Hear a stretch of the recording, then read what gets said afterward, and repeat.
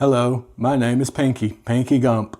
I know all there is to know about this here PC case, and if you give me just 5 minutes, you will too. This case has glass on the front and on the side, which is nice because you can see all your PC parts, but on the front and on the side you can get fingerprints all over the glass. It happens, sometimes.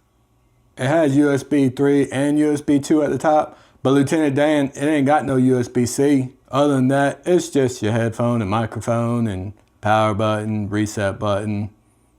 That's about it. Now the back panel has captive thumb screws on it, which was nice, but when it came from the factory and I tried to open it, it was on there so tight, it felt like something just reached right up and bit me. Ah, something bit me! Now this case comes in black and white and it has a full power supply basement on it, so if your power supply looks like spaghetti or something, you could hide it very easily. You ever have shrimp and spaghetti?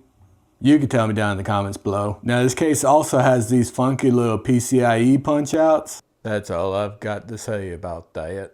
Now my biggest issue with this case is when I bought it and I looked on the Amazon, it had all kinds of flashy fans and lights and everything else. But then when I got that PC case, it ain't have no fans at all. Oh, Jenny, no.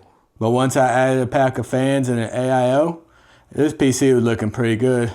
So good, I think I ruined my roommate's bath coat.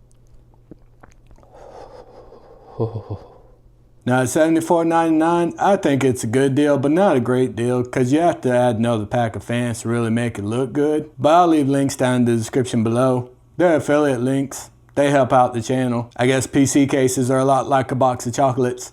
You never know what you're gonna get, unless you watch these other case reviews. Okay, bye-bye.